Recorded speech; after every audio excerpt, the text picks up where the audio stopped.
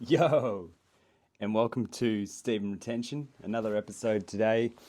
I'm just on a bit of a streak of making videos and I thought I'd just keep on going. So, to all my brothers on the semen retention journey, keep going. Sorry, I'm just going to readjust this mic, just make sure it's in a good position so you all can hear me crystal clear. And I'll zip up this jacket. There we go.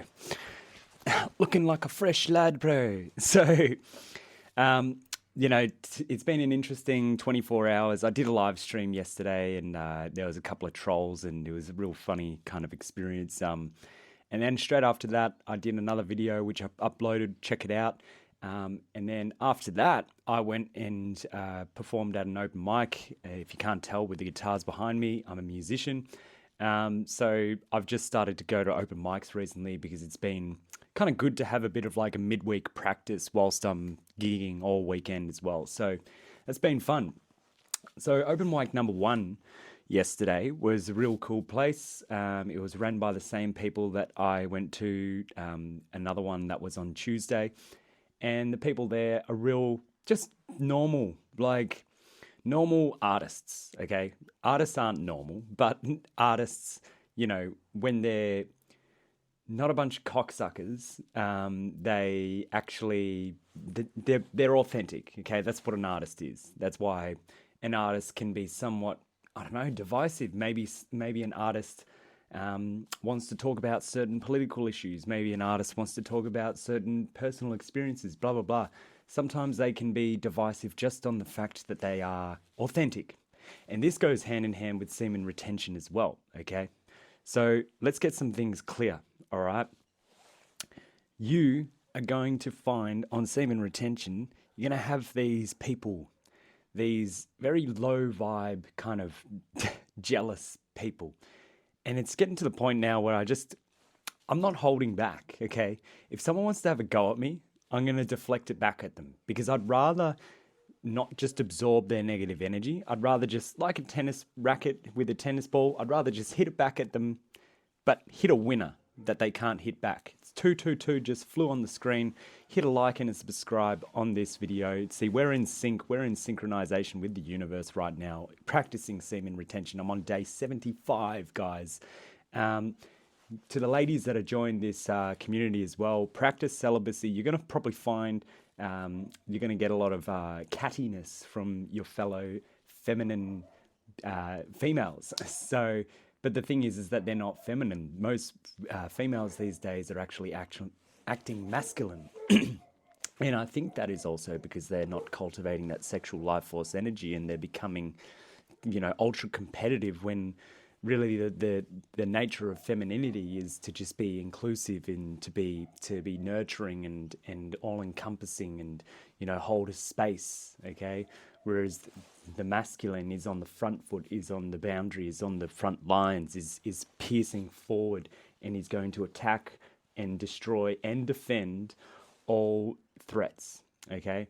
So this is what I'm getting at, guys. It's like it's time to level up, dudes. We don't need to cop these punches. We don't need to just let these mosquitoes and parasites just stick on our body and get whatever life force they want, because even just an inch of attention is enough to give them that kind of appreciation, that feeling that they're doing something good for themselves. But what we need to do is we need to actually just completely destroy them. We need to just completely destroy them with intelligence, with positivity, with wit, with just that aura of you ain't shit, bro, okay? Now, here's the thing. If this was someone that I felt like, because I'm going to get to a story right now, I was at the second open mic, okay? The second open mic, I messaged the guy that ran it prior, being like, hey man, I'd love to play, be considered for tonight's open mic. And he's like, cool man, just come around anytime after 8 and we'll slot you in. So I got there about 8:55 or whatever, just before 9 o'clock. And then yeah, basically, he saw me. I said, hey, blah, blah, blah. And he's like, oh, yeah, we'll try and get you on around 10. But then this is the second time he's done this. This is the second time he's basically kind of barred me from playing because he knows that I'm a good musician. He knows that I'm a professional musician. He knows that I will be probably in the top, if not the number one performer of the night. And I'm not boasting about that. It's just that the standard of these open mics, a lot of people aren't professional musicians like me. And I like playing them because not only is it good to just keep playing, but I also like supporting other musicians. But I'm not going to just, I'm not going to waste a whole night just standing there listening to music if I don't get the opportunity to play like one song. Come on, like, let's be honest. So this guy, yeah, basically tried to bar me out of playing once again. And then he eventually he was like, "Hey man, I can get you to come up and just play one song." And I was like, "Great, that's all right." Like I don't need to play for 20 minutes like everyone else is playing for 20 minutes to prove my value as a musician. So I just went up there, played a song. His mum was actually in the audience, the guy that was running it, and she was jiving, and I'm like, "See, your mama likes it." But when I started, when I got on the stage, so this is a guy that's got like decades worth of experience being a musician. So being a musician, you also are in charge of a lot of technology and gear. So like you work with mixing desks and all that kind of stuff. So he was in charge of the mixing desk, and I go plug my guitar in. Okay, my guitar's in, and then he unmutes the guitar and causes an immense amount of feedback. Like it's almost like as if he just went to the gain knob on the mixing desk and just turned it all the way up. And as soon as he unmuted it, it went. I was like, "Whoa, fuck!" Like I just kind of like flinched as any normal person would do because it's like, it's it's not the fact that you think you're in danger. It's just that a loud thing to your ears is sensitive, so you move right. And he's like to me, "Oh, I think you're gonna have to get a new pair of underpants, man." And I was just like, "They're cleaner than you'll ever be." So I completely destroyed him. I just destroyed him straight up because I'm like, "I ain't fucking with you, bro. And you are a fuckwit, okay? You know you're a fuckwit and you're fucking with me, okay? If you want to not be a fuckwit, just respect people that are coming to your open mics or your events and stuff like that and be inclusive. Like the other guy that was running the open mic before him at the other venue, he is excellent. Everyone loves him. He's got a massive crowd of people that come to his open mics every single night. Different people coming from all over the world just to come back to that open mic because they enjoyed the experience. This guy, on the other hand, is a fucking coomer. He's a fuckwit, okay? And I don't have to deal with that shit. I don't have to deal with that kind of energy. So I deflect it back at him these days. I'm in my savage era of semen retention. I'm on day 75, and this happens a lot. When you pass like day 60 on semen retention, from my own experience, this is like the third or fourth time I've gone past day 60. This is when the savageness comes out. And then I think around like, day 90 to like 150, you start to just, you ease it back a little bit. But maybe it's my personality as well, being a bit more on the front foot and on the attack. But,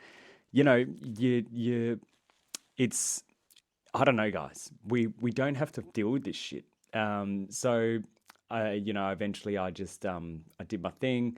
I, performed. People loved it. I heard people in the audience be like, "Man, that guy's really good," and all that kind of stuff. And guys, I don't say this stuff on the camera to be like, "Oh, look at me, look at me. I'm a really good musician, blah, blah, blah. I'm excellent. Yeah, yeah, like blah, blah, blah. Like everyone loves me." No, it's like, I'm trying to tell you guys that I've been practicing semen retention for over 2 years now. And my longest streak was 15 months. And I've used this thing to allow me to become a great musician. And as a result, now I'm a full-time musician. I don't work a 9 to 5 job. I only work on the weekends. I bring home stacks of fucking cash, bro. This is what semen retention does. If you channel it into your purpose and you actually practice it and you understand that the amount of energy you're going to have needs to be transmuted into whatever it is, the gift that you have, you are going to achieve shit, guys. Okay. So for me, this energy, this Kundalini energy, I smash out. I just play heaps of music during the day. Yep. I fit in some time to do some gardening, cooking, cleaning the house, reading some books, watching YouTube, watch a movie, do a workout, go for a run, walk on the beach, go for a swim, all that kind of stuff. It doesn't matter. At the end of the day, all that stuff is part of the balancing act. And then on the other half, the semen retention is fueling my purpose, which is music, okay? And so that is why I get a lot of approval. And also that is why I have a lot of jealous fuckers out there that are trying to cut me off. And I'm not having any of it anymore, okay? I'm humid up, bro. I'm now a fucking threat to you. You're not playing with the big cats, okay? You're out there playing with the little grubs and the worms. You're a mouse, okay? Like, welcome to the jungle, buddy. So, if you enjoyed this chat, I know it was a bit more of an interesting kind of chat, but yeah, subscribe to the channel. Again, this doesn't just apply to men as well. If you are a celibate woman and you are taking control of your sexual energy, you're going to find the attacks, but don't succumb to that bullshit. You don't have to be on the front foot, okay? I've only gotten onto the front foot recently because I've gotten to a point where I'm like, I need to just deflect this so then I can go home and be like, cool, at least I got my say. Because you know that feeling when you have an incident occur where someone maybe tries to humiliate you, or they're bullying you, or they're being negative or narcissistic towards you, or trying to drain you and all that kind of stuff. And then you go home and then you're sitting and you're lying in your bed and you're like, oh, I should have said that to them, you know? Now, I don't lie in my bed saying I should have said that to them.